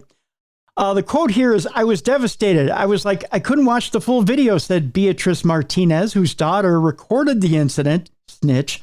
What a bitch. I had to stop it multiple times because I didn't think it was real. I was like, this must be a prank. This is not real. No, Beatrice, it's real. What kind of prank do they punch each other in the face a bunch of times? Yeah, I don't think that's a prank. I think that's either a $5, $10, $15, or $20 bet, depending on who's taking the action. Yeah. NBC5 blurred parts of the video to conceal student identities. Martinez said it was like a fight club in class. It wasn't like a fight club. It was a fight club. It was a fight club, and you guys are talking about it, so you're breaking the rules of Fight Club. That's right. There's no explanation. She just wanted those kids to fight, she said. Mesquite ISD, or Independent School District, confirmed to NBC5 that a substitute teacher allowed students to fight each other Wednesday afternoon at Kimbrough Middle School. Oh, so they don't have... It was a middle school. It wasn't even a high school. Right. Well, they didn't have much training, so it couldn't have been that entertaining. I mean, you know. I don't know, that prepubescent, just starting to hit puberty rage. You think of that right testosterone kick. Yeah, but you get all that flailing and hair pulling. And That's true. That's true. Yeah. Beatrice's daughter, who is remaining anonymous out of fear of retaliation. Too late. She gave her last name. Snitches get stitches. That's right. Yeah, I want to remain anonymous, but yet here's my mom. Yeah, I think you'll figure it out. She's remaining anonymous out of fear of retaliation. Said the teacher even pushed desks aside to create a space for the 12 and 13-year-olds to brawl. Well, she was thinking of their safety. I guess so. Some left the classroom bleeding. Okay. Oh, so you'd be able to tell who the combatants were, I guess. Yeah. That's a badge of honor at that age. That's right. Who in the right mind is the quote, because I trust my child to go to school, but I also trust the staff to keep my kids safe. And then this lady, she's just making them actually fight, Martinez said. The district confirms the teacher outlined rules for the students to follow and even instructed a student to keep watch at the door while the fights took place. It's not her first rodeo. That's right. In the video provided to NBC5 in the school district, the teacher can be heard saying that she does not want this on record. Whoops, too late. And threatened to take the students' phones away if they had them out. Well, evidently the teacher never got the nickname Eagle Eye because one of them had one out. Yep. In the video, a total of at least 4 students are seen fighting each other in 2 sets of one-on-one fights. Oh, they had a round-robin tournament. Oh, cool. Yeah. They have a tournament going on. They do. It's kind of like a wrestling tournament. Yeah. It's unknown how many students engaged in fighting. A timer can be heard going off at points during the fights. She had rounds? I guess. With the teacher calling out 30 seconds before one fight began. Okay. Yeah. Martinez's daughter said she had the substitute teacher 2 times before with no incidents. She said the fights were encouraged after a conversation the students were having with the teacher. Martinez said her daughter was being antagonized to fight 3 girls during the incident, as some called out names of students to fight each other. The fights concluded when the bell rang. So it's like old school, like gladiator style, where they just call out a gladiator to come out and fight. I guess so. She really was saved by the bell, Martinez said. You know, back in my day, all we did was play Red Rover. Yeah. That's the most violent we played. I guess. After learning of the incident, Mesquite ISD said it fired the substitute teacher and called parents whose students were in the class with an update on the situation and the response. Mesquite ISD issued a similar statement to NBC5 on Friday. Would you like to know what the statement was? Oh, yes. What's this official statement? Here we go. Let's see how well they worked themselves out of it. Do we have a bell to start the clock? 30 seconds. 30 seconds. It goes as so. The teacher involved was a substitute teacher employed by Mesquite ISD since March 6th. As of yesterday, she's no longer employed by the district and is not eligible for rehire in any capacity. Our investigation revealed that this substitute teacher encouraged students to fight each other during class, outlined rules for the students to follow, and even instructed the student to monitor the classroom door while the fights took place. Her actions are appalling and intolerable. Oh, they get a ding for an extra point on that deal. Yesterday afternoon, campus administrators personally contacted all parents of the students in the class by phone to inform them of the situation and the school's swift response. As educators, our hearts are heavy, knowing that an individual entrusted with the supervision and care of our students could behave in this manner, and we share the disgust that the families of students in this class must feel. MISD referred this matter to Mesquite Police to pursue possible criminal charges resulting from this former substitute's reckless and irresponsible actions. Okay. saved themselves pretty good. Yeah. Now, you as a parent get the phone call. Your child was in this fight club. Mm-hmm. Is it wrong for me to right away look at my son and go, "Did you win?" No, not at all. If so, did you get a take of the purse? I think is what the next question is. Yeah. Is it a bad parent if you're curious if your kid won? Not at all. Martinez went on to say that the incident has led her to have concerns with the teachers that are brought into the district. I think we're going a little far there. Yeah. One bad apple don't spoil the whole bunch, girl, I think is what Donnie Osmond said. I think they just need to add an extra question into their interview process. Yeah. And the last question can just be, have you seen Fight Club? Yep. Or maybe a second one. Have you ever worked for Don King? There you go. Perfect. Yeah, I think that ought to be it. Even if they're short-staffed, take extra precautions for the substitute teachers. Is anybody monitoring them and their behaviors, is what Martinez went on to say. Martinez says her daughter is now getting threats from the other students for reporting it. Snitches get stitches. That's right. Something she says is also unacceptable. Do you think maybe... Why is she staying anonymous? Why is the daughter staying anonymous in the article when everybody that wants to beat her up already knows who she is going to beat her up?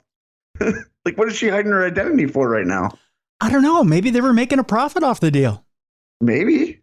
I don't know. It's curious and curiouser, Bruiser. I don't know why the students would be upset about it. I don't know either. Maybe they were squashing beef in the in the classroom. Who knows? I don't know. Why are the kids so upset about it? That's what I'm trying to figure out. Why are the kids mad? Like, yeah. Do they all like swear a blood oath or something? They swore a blood oath. Who knows? I don't know why the kids would be so upset. Yeah, because not one kid's in trouble. No. From some of that article, it's not one kid's in trouble. It's a teacher. That's right. Who knows? Let's move on. A Prince Harry lookalike is wanted for stealing a Louis Vuitton bag. Oh, well, he shouldn't do that. Right. I don't care who you look like. Exactly. Police are hunting for a Prince Harry lookalike who allegedly snatched a Louis Vuitton handbag from a car in the UK. Cops in Hertfordshire, that I always think I sound like the Swedish chef whenever I say Hertfordshire. Yeah. Posted a surveillance image. Hertfordshire.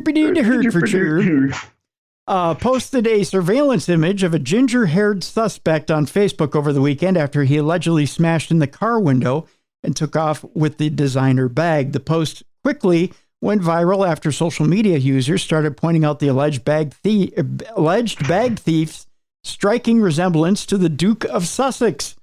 The UK. Are we sure it's not the Duke of Sussex? Did anybody check to see if he has that bag? I don't think he's still in the UK. I think he went home after the coronation. Did he? Well, I'm pretty sure. Yeah. He had in California. In California, okay. Yeah. And his son had a birthday he had to get back for. Okay. Yeah, well, maybe this was a present for his son. Well, yes, because the young boy needed a Louis Vuitton handbag. You never know. Daddy can't quite afford a Louis Vuitton handbag with the millions he's making from Netflix, so I'll steal one. The post quickly went viral after social media users started pointing out the alleged bag thief's striking resemblance to the Duke of Sussex. The UK Cop Humor Facebook page was among those who shared the appeal, writing alongside the surveillance image, "Rare footage of Harry without Meghan has emerged." One person joked, "Wow, Harry really has hit a new low. Come on, give the man a break. He's hard up now. Daddy isn't paying for him," a Facebook user wrote. Another quipped, "He must be doing this to pay for security." Oh, my. Hertfordshire police later removed the post, but it wasn't immediately clear why. And I think here by the picture, you could see, Bruiser, that it does look like Prince Harry. Oh, that is Prince Harry. Yeah. So there you go. Yeah, we might want to check and make sure he doesn't have that Louis Vuitton bag. Yeah. Look, little prince, I got you a Louis Vuitton. It's quite valuable. Look, Daddy smashed up his knuckles as well. Speaking of giving away money, if you were in Oregon this past week and you were going under an overpass and happened to catch couple K in bills, there was a reason. Okay. Money just falling in the tunnel, huh? Well, it was being thrown. Oh, okay. Okay. Although there's one family out there that wishes it wouldn't have been. Well, yeah, whoever it belonged to. Yeah. Turns out an Oregon driver tossed $200,000 onto the interstate to bless others. Oh, well, thank you. Much to his family's chagrin and their horror, by the way. An Oregon driver made it rain on a local highway after he tossed out an estimated $200,000 from his family's bank accounts to bless others.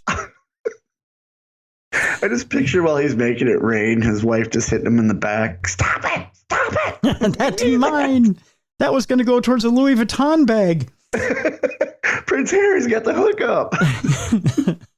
State police said 38-year-old Colin Davis McCarthy had been chucking wads of $100 bills from his car's window along Interstate 5 in Eugene, Oregon on Tuesday, causing other drivers to slow down and collect the unexpected windfall.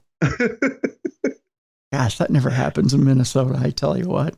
Even if it would have happened in below zero weather, I still would have stopped the car. I would have too. Yeah. I would have gotten and picked it up. Yep. After troopers located McCarthy's car, the generous motorist told them that he was doing well and wanted to bless others with gifts of money. What a nice guy. Yeah. There's other ways to do it, but hey, thanks a lot, dude. That's right. Troopers who were worried that people looking for cash in the dark on the interstate could cause an accident managed to convince McCarthy to stop tossing the cash. Stop it already. There's other things you could toss off. I mean, I don't know what that means. He estimated that the spread around roughly $200,000 that night, which he had procured by emptying his family's bank account. Yikes. Hey, buddy, if you empty the bank account and give it all away, you're no longer thriving. Yeah, you're not thriving. You're just surviving. Yeah. McCarthy currently is not facing any charges, although troopers had considered slapping him with reckless endangerment or disorderly conduct. He could have been charged in a situation like this for danger being created because of his actions, disorderly conduct, potentially reckless endangering, but most likely disorderly conduct, Andrews said. McCarthy's family said that his decision to spread the wealth around has left them broke and are asking anyone who picked up cash earlier this week to return it. Oh, yeah, that's going to work. This is me not holding my breath, waiting for that cash to come back to you. If that cash comes back, you let us know. That's right. We'll do another story reporting on the fact that your wildest dreams actually came true. Exactly. Yeah. Police start that GoFundMe right now. That's right. Because that cash ain't coming back. That's right. Police ultimately can't help the family because McCarthy's name is on the account. That was your first mistake. Yep.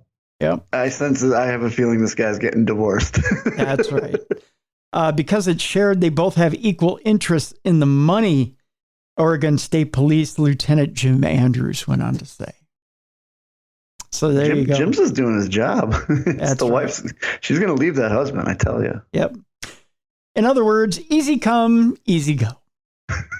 Mm-hmm. That if you do want to share your riches, which is fine, just make sure you keep money in the bank, so therefore you're still rich. Yep, absolutely. I got an interesting story here, Bruiser.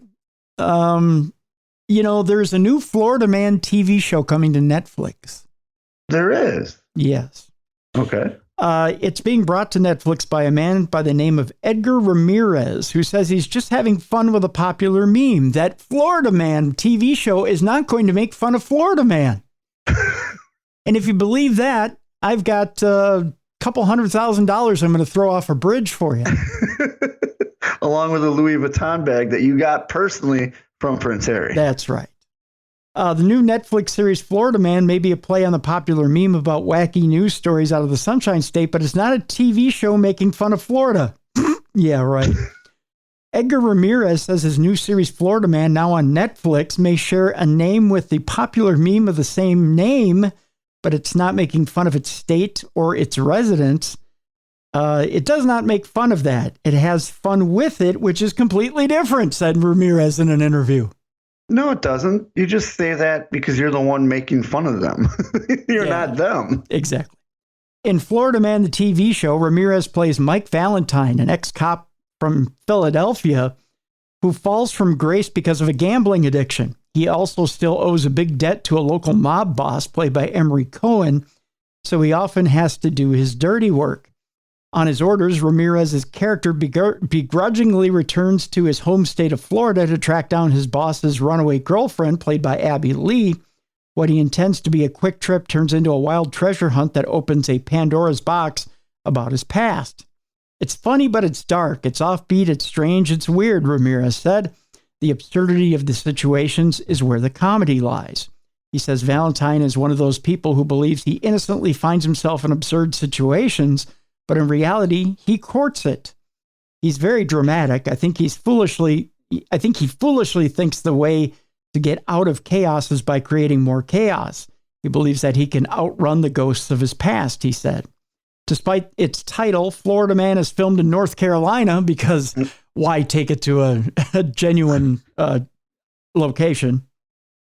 And why risk somebody come by, see what it's named, get insulted and beat you up? That's right. Yeah, or pull a gun on you. To get a feel for Florida, Ramirez spoke to the show's creator, Donald Todd, who is from there. He also traveled to the state.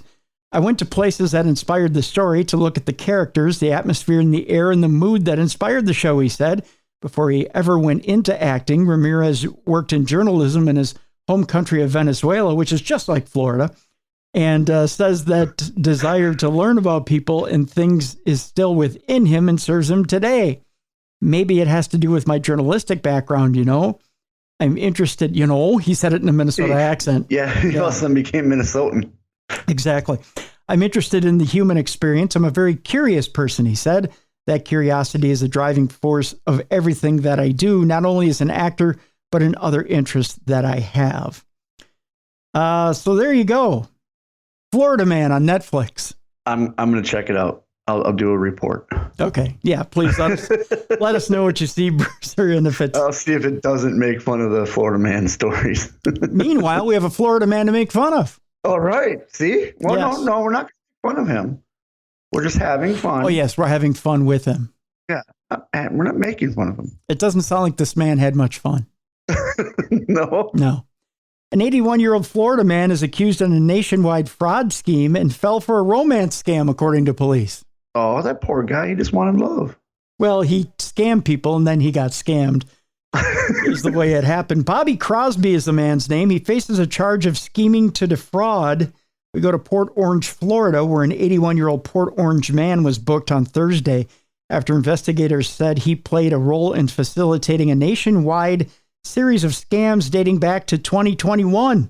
The Port Orange Police Department stated it received reports from other law enforcement agencies over the past couple of years involving victims of scams in Massachusetts, California, and Michigan. According to an affidavit, the scams involved the victims sending money or gift cards through the mail or payment sites such as Venmo after scammers persuaded victims by pretending to be a family member or falsely telling victims they owed money. Police said that in April of 2021, law enforcement in these areas were able to track shipments to the home of Bobby Crosby, who's now 81, who lived in Port Orange with his wife. When police confronted Crosby, he admitted to receiving victims' money and other items through the mail for about a year, though he said he didn't know who was putting together the scams, according to the affidavit. So he just one day opened it up and, wow, people are sending me money. This is great. This is amazing.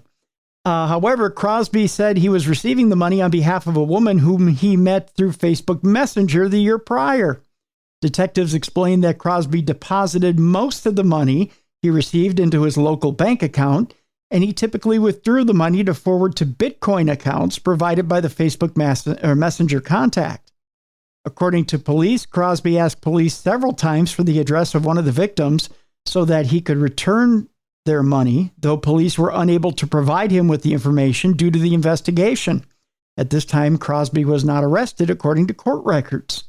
Police returned to Crosby's home the next month for another discussion, and he told them he'd received tens of thousands of dollars in cash, checks, money orders, gift cards, electronics, furniture, and toys over the past year. That, according to records. While he forwarded much of the money, he was allowed to keep a modest fee, according to police. Oh, it gets better, Bruiser. This guy he's living the best retired life you can live. I guess. Following that discussion, Crosby later contacted police to say he found out he'd been receiving the money from an unknown female who was defrauding victims in different parts of the U.S. This according to investigators. According to Crosby, he usually spoke with the person on social media prior to being sent money, during which time he was told how to send those shipments to her, according to police. Crosby also explained that he'd been told he was helping process government funds, but the person later closed her social media accounts. Police said Crosby had planned to keep the money for himself if the female didn't contact him again, but upon learning about the fraud investigation, he wanted to return the money to its rightful owner, in quotes. So basically, he didn't want to get caught. Right. You caught me, let me give this back, and we'll say nothing happened. That's right.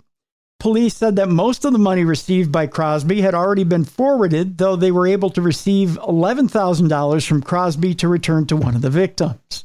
A police report from April 2022, nearly a year later, shows that Crosby had likely been scammed himself by online Bitcoin investors who pushed him to send roughly $285,000 over the course of the prior 2 years.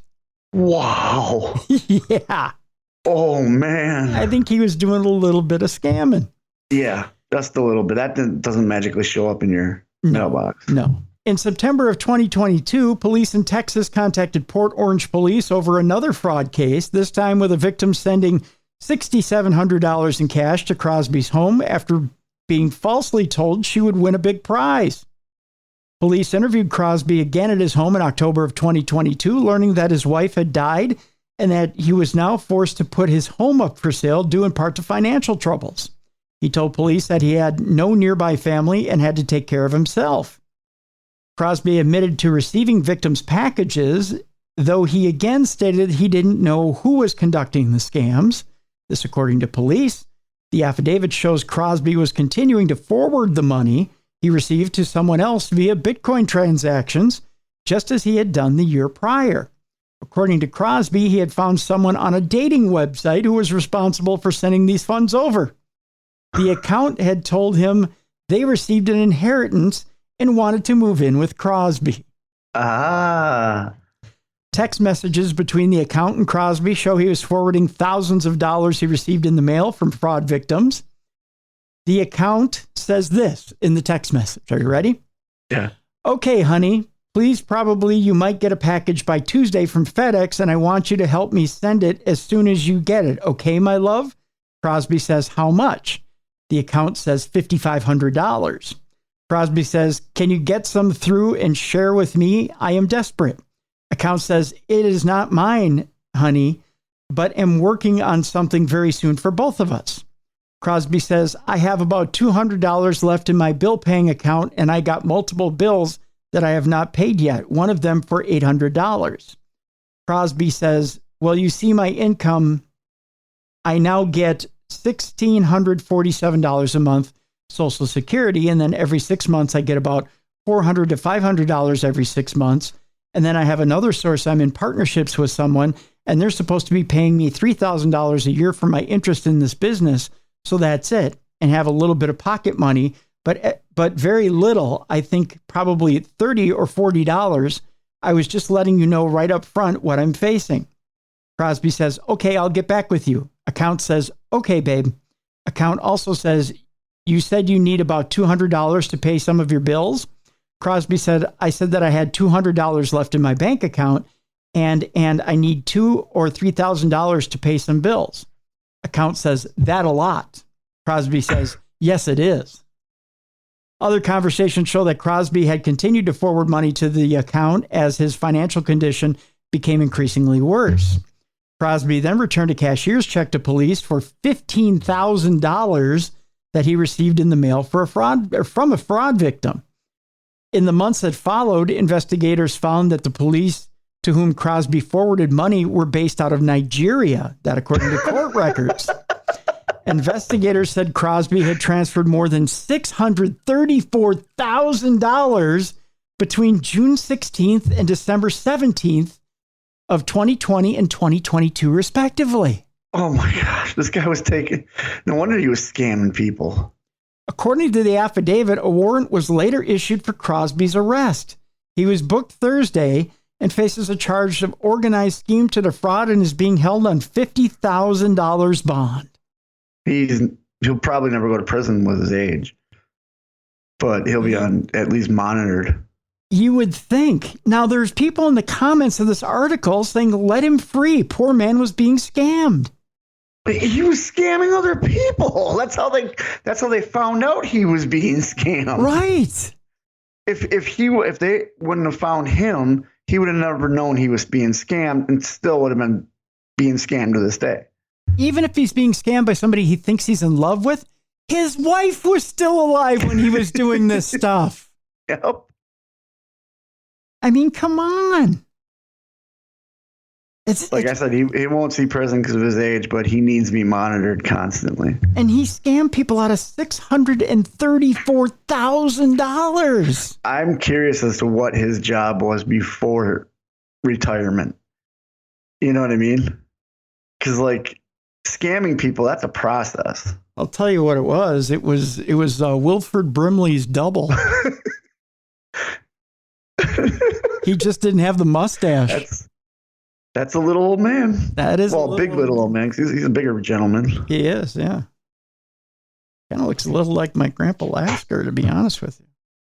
He kind of looks like everybody's grandpa. He does. He looks like everybody's grandpa. Yeah, it's disturbing. Got a lot of Florida stories today. Okay. Yeah. Let's go to the next one. The next one is from Clewiston, Florida. A man is facing charges of armed robbery with a weapon and fleeing and eluding law enforcement following an incident at a Clewiston arcade. So when he ran out with a bunch of quarters? I don't know. He should be shooting with a fake gun, though. Not a real one. Yeah. Just before 2 a.m. on Saturday, the Clewiston Police Department responded to a report of an attempted armed robbery at the 777 arcade on West Sugarland Highway. CPD said the man entered the arcade wearing a mask and holding a gun and demanded all the customers to get on the ground, to which one guy said, "Hey, I'm in the middle of this Pac-Man game. I can't, dude." And this guy's got next. Dude, give me 5 minutes. There's no pause button. That's right. The business had an armed security guard on duty who fired a single shot at the suspect. No customers or employees were injured. Well, that's good. Yeah. What about the games? That's right. During their investigation, police found a BB gun believed to be used by the suspect. So the suspect, wait a minute, the suspect robbed the police with a BB gun. Guarantee you it's a 16-year-old kid who hangs out there all the time and needed cash really fast and thought, hey, I can do this. But got fire returned by him with real bullets. But yeah, by real bullets and a real armed security guard. Yeah. Hours later, officers responded to a call regarding a suspicious vehicle at an apartment complex on South San Pedro Street. When officers arrived, the male subject in the vehicle fled the scene. After a short vehicle pursuit, officers apprehended the suspect near the Hendry County, Palm Beach County line. It was later determined that the vehicle had been reported stolen. The suspect was arrested and identified as 48-year-old Chad Mitchell Waldrop of Hollywood, Florida. Waldrop stated that he had been shot, and officers noted a gunshot wound on his lower back. He was then transported to a local hospital. During the investigation, detectives collected additional evidence that linked Waldrop to the armed robbery at the arcade. Once released from the hospital, Waldrop will be booked on charges including armed robbery with a weapon and fleeing and eluding a law enforcement officer. So the guy was 48 years old. He was 48, so he was right around our age. So he remembers back in the day that arcades used to pull in bank. Yeah. Well, he used to, but yeah, not anymore. Not like it was back in the 80s and 90s. No, now they all have PlayStation 5. Yeah. Yeah. I do. Yeah. I mean, come on. Speaking of Floridians playing with guns, be careful. Mamas, don't let your babies grow up to be cowboys. They might shoot their daughters. Just saying. Two dads exchanged gunfire in Florida over a road rage fight and injured their own daughters. Well, so in other words, one guy shot the other guy's daughter, the other guy shot the other guy's daughter. Yeah, and the two jackasses were fine. But only one of them got charged. Wait, how does that work? I'm about to tell you, Bruce. Yeah, I gotta hear this. Two fathers who got in what police say was a road rage fight in Florida last fall exchanged gunfire and ended up shooting each other's daughters. Now, only one of them is facing attempted murder charges, while the other won't have to spend another day in court over the skirmish. Okay. I think I remember you reporting the story. Yeah, initially when it happened. Yeah, because I was like, oh, I've heard this story, but this is the follow-up. Okay, This is the follow-up. Okay, here.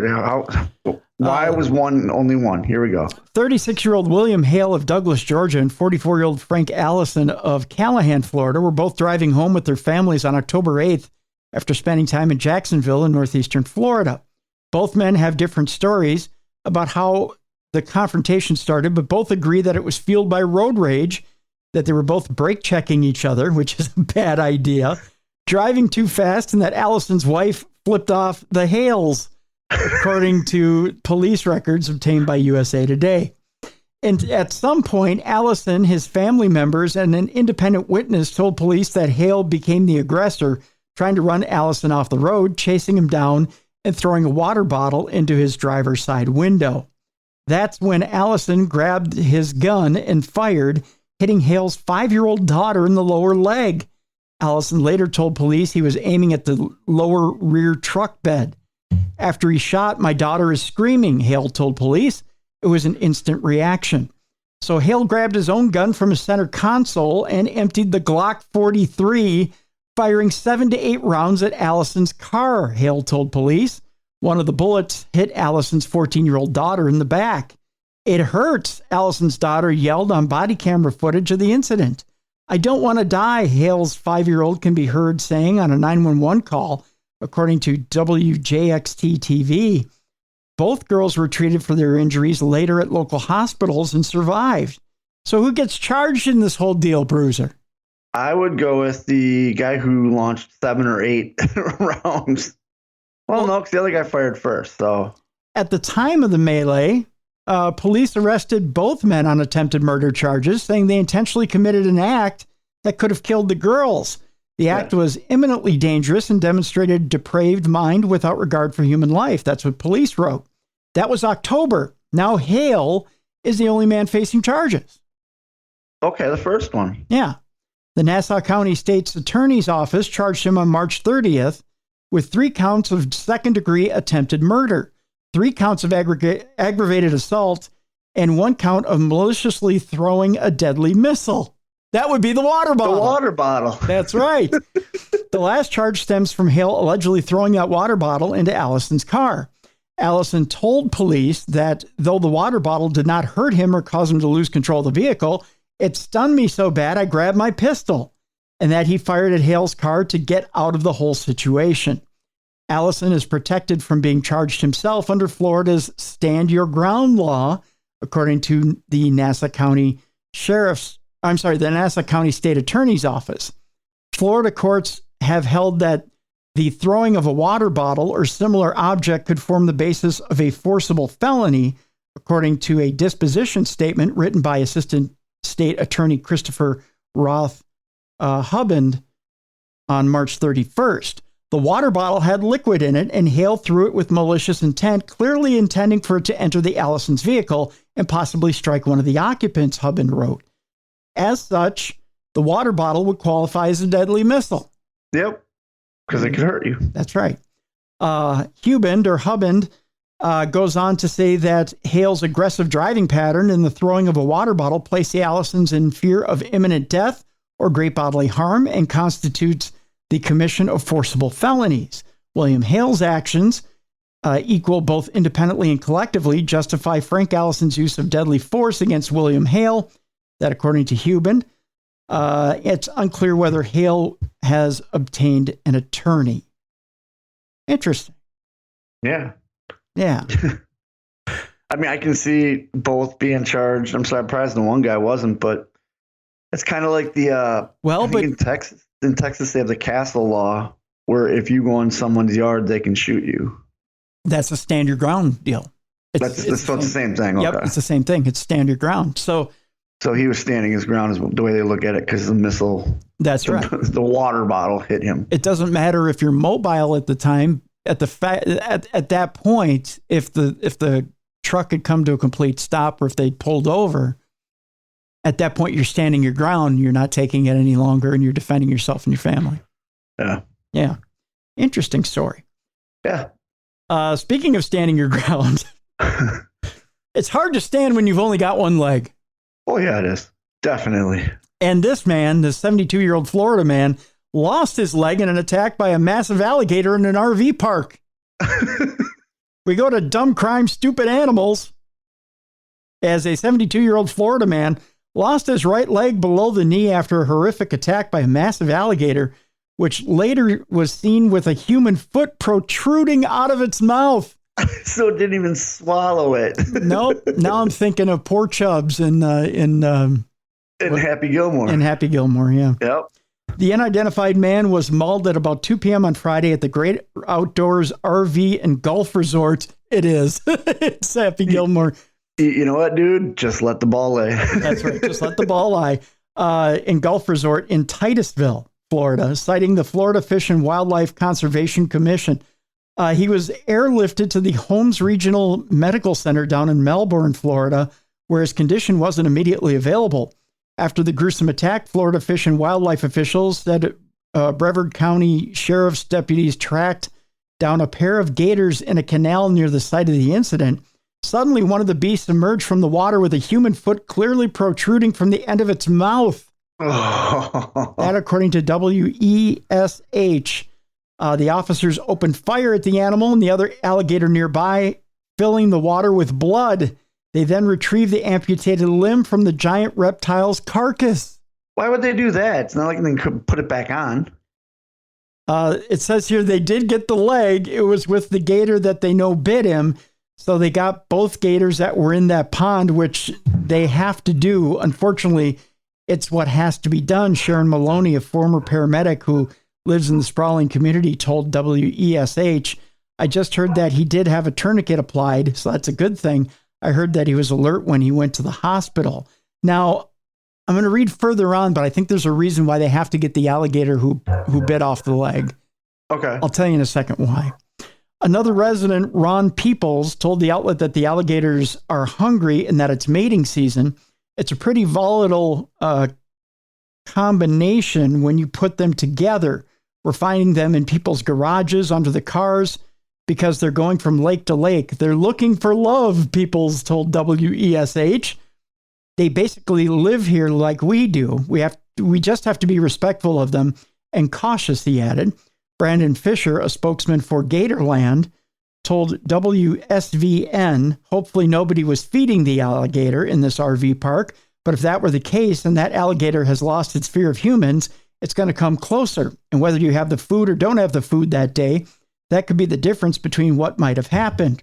He cautioned people to never turn their backs on the animals, but to back away from them as fast as possible.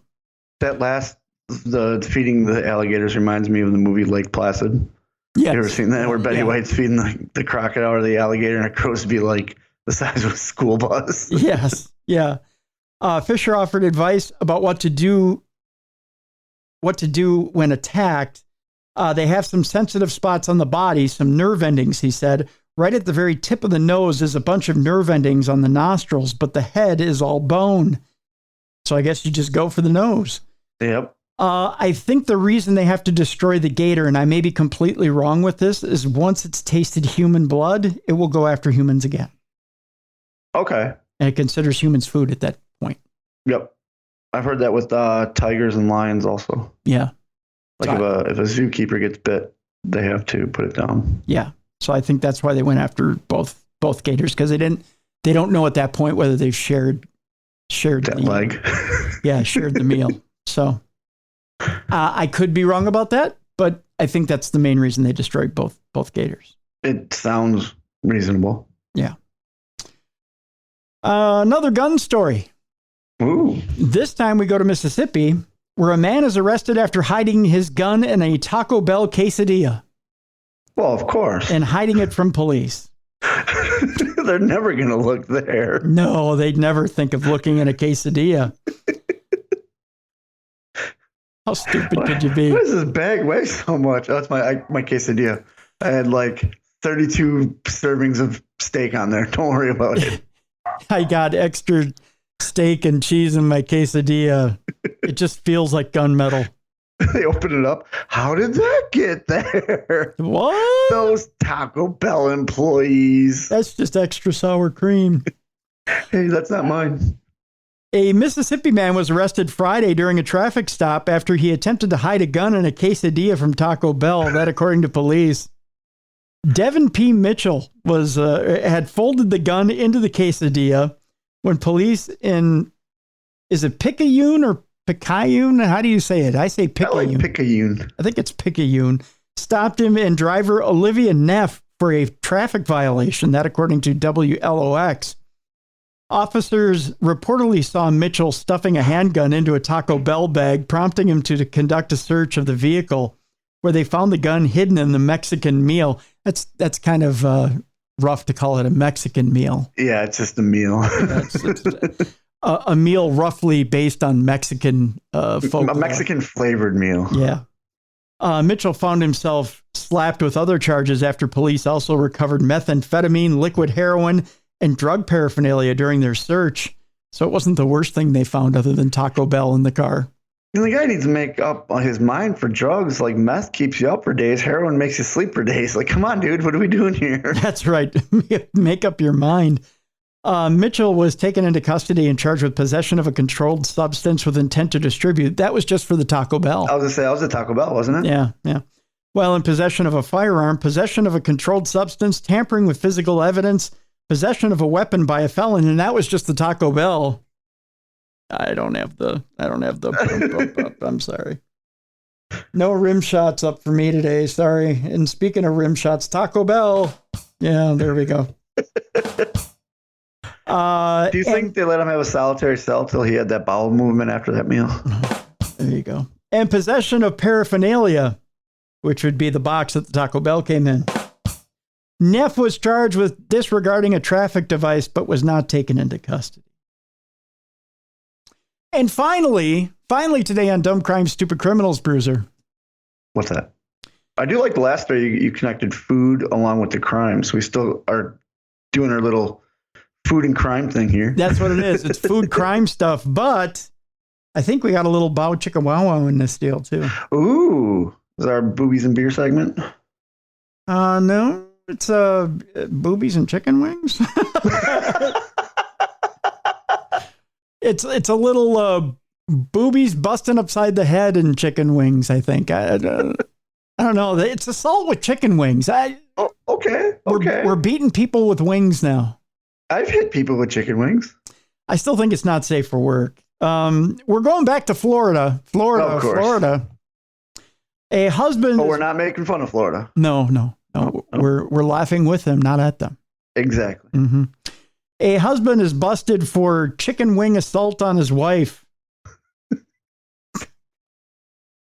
So wait, you mean when I throw my empty bones at Mrs. Bruiser's a joke? That's assault? That's assault, yes. Yeah.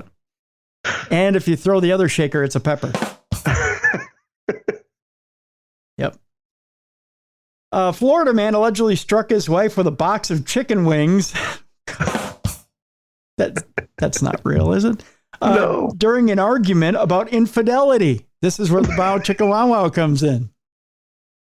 So he was just sitting there eating those chicken wings, looking at his wife going, damn, you look so fine. Been months, I tell you. I guess I'll bone you one way or another and throw the whole box of chicken wings at her. Speaking of bones, I hear you're getting it elsewhere. Since you won't bone me, these chicken wings will have to do. Yep. Hey, look, honey, I'm eating a breast. I got my lips around her breast one way or another. Watch me lick her leg and her thigh. Oh, no. And her breast.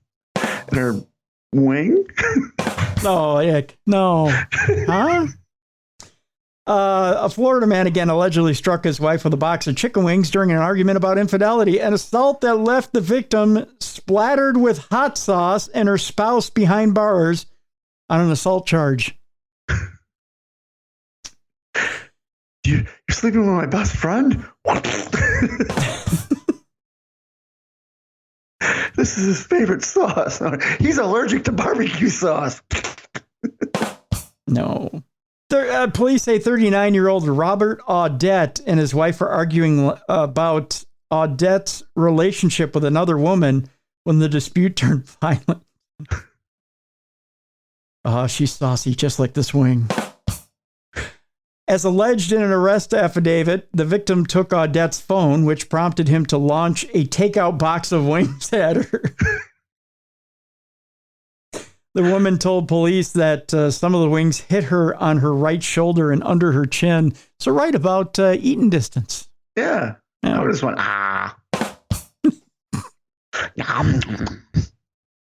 What are you, the wing monster? Can you throw the ranch at me now? Cookie. I'm a little thirsty, so I'm going to have Pepsi. Oh, no. Officers responding to the duo's home in Wildwood, a city 50 miles northwest of Orlando, reported spotting sauce from the wings under the victim's chin neck area and on her shirt. How do we know she's not a messy eater? I've been covered like that in chicken wings, like a chicken wing eating contest. Do you really think they had a chicken wing eating contest while screaming about the mistress? Maybe that's where he met her. Was that Hooters?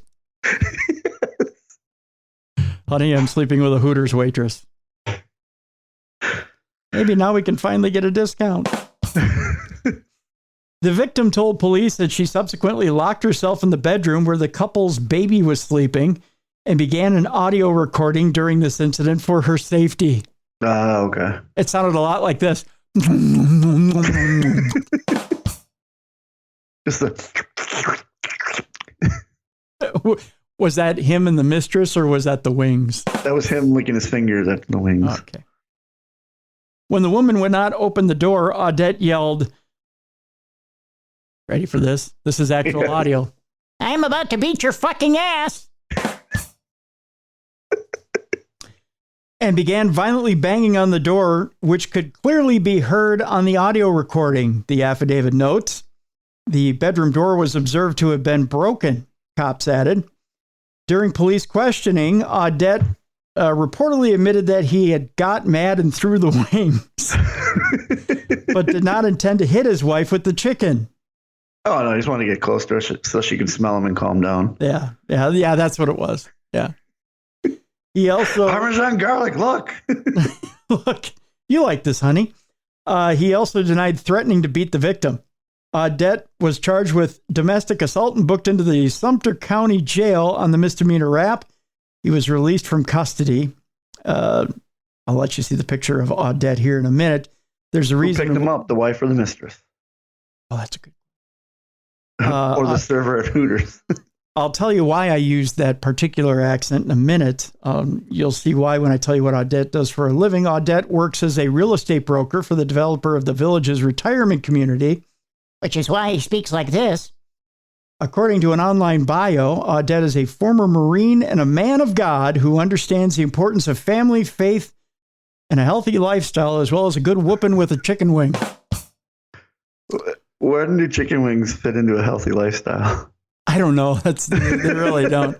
Well, because there's not as much fat on them? I don't know. I don't know. Additionally, Robbie's strong faith in God and what would Jesus do mindset push him to help those in need and those less fortunate than he. That's why he likes chicken wings and always gives his mistress the bone. Yes.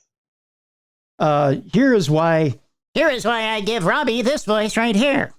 Oh, jeez. Yep. Isn't that why he should speak like this? He's a 12-year-old in a man's body. I would have ordered the nuggets, but they were out. He's no bigger than 5'9". You don't think so? I think no. He's short. He's a short. Look at his neck. Look how short that is. Yeah, I'm a big fan of the wings. I only get the mild barbecue though. Mild. I drew this stubble on with my wife's makeup pen. That is the worst stubble ever. Yep. And it's patchy too. Look, it's like right in his chin. It's patchy. Right there? Yeah, right there and there. Yeah. It's patchy. Yeah. He's a brave man throwing a box of wings at a woman. That he is. I wasn't trying to hit her. What were you doing? Why were you throwing it at her in the first place? She looked hungry, but you didn't want to get up? I said I was throwing my phone at her. I'm sorry. Honey, you look peckish. Catch. I didn't even think he said that. I just think he went, think fast. Think fast. You want to take this in the bedroom and feed the kid? Yeah. So there you go. That's Dumb Crime, Stupid Criminals for another week. By the way, I found a mistress. She's, turns out she's rubber. Inflatable. She never ignores me. Chat GTP. That's what voices her. That's right.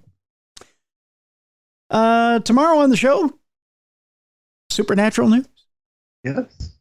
And then Thursday, we got ourselves a little documentary action. Oh, really? Yeah. I like me a good documentary. Next couple of weeks, we'll be talking documentaries. Nice. Yeah, we got ghosts, we got aliens. We got aliens, we got ghosts. They all fit together? One's one, one's the other. Like I did that? Yeah, I did. Yeah. One's one, one's the other. So, you know. Yeah, but it's a couple of good documentaries. So we're going to talk about those in the next couple of weeks. Nice. Documentary weeks. Yeah, a couple of documentaries to close out the month of April. Some famous people in those as well. Dr. Raymond Moody is in one of the documentaries. The one on ghosts, I believe. Dr. Raymond Moody is in there. Also, Jay Thomas. You know the actor Jay Thomas. Oh, yeah. He's in the one with ghosts from Hollywood Pictures. It was the most viewed documentary in the year 2022 when it comes to the paranormal. Really? Mm-hmm. I'm going to look it up. Yep, we'll be featuring that this month. Also, the one on aliens has to do with the Apollo missions, Apollo 1 through 11, and what the Apollo missions saw when it comes to aliens. That's cool. Yeah. So we've got some good stuff coming up in the next couple of weeks here on Darkness Radio and True Crime Tuesday. Got some good stuff planned for you. I dig it. Yeah. So, I dig it. So we got supernatural news coming up tomorrow as well. Got some interesting stories for you there as well. Got good stuff coming down the pike for you guys. That's for sure. Again, we appreciate you guys tuning in each and every episode. I want to remind you, don't sit on these episodes. Don't hoard them like it's, I don't know, like it's old dolls or anything like that. Old Playboys. Or you know, anything like that. Make sure you listen to these episodes within the first week or two that you get them. Reason being is that if you hold on to these episodes for too long and then try to binge them all at one time, we don't get proper credit for these episodes, and our advertisers don't get proper credit for these episodes either. And that presents a problem. Huge problem. They get mad. At us. Yeah, and then they don't want to come back and advertise with us. And if they don't come back and advertise with us, well, then we go broke, and then we can't bring you shows anymore. Yep. So sad.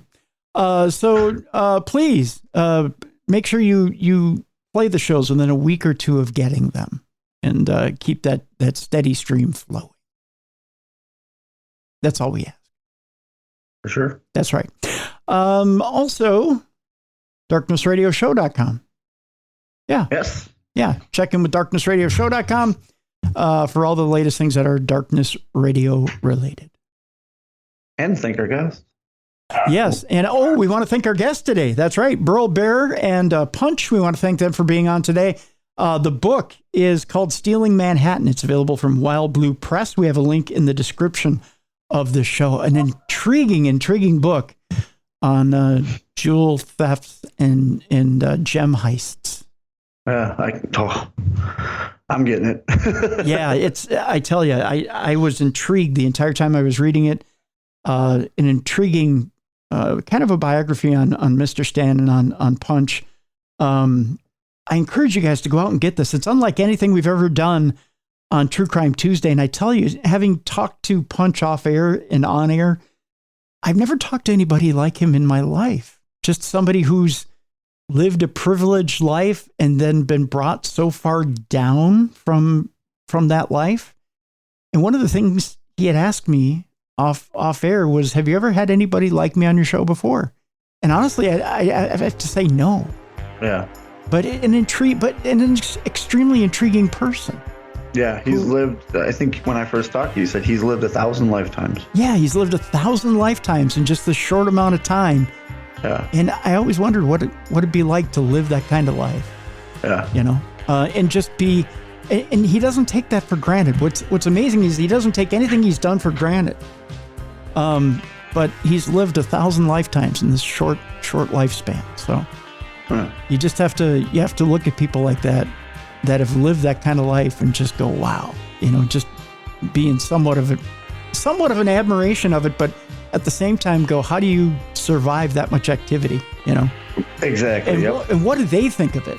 You know, what do they think of it? So yeah, check out the book, Stealing Manhattan. We have a link to it in the description of this program.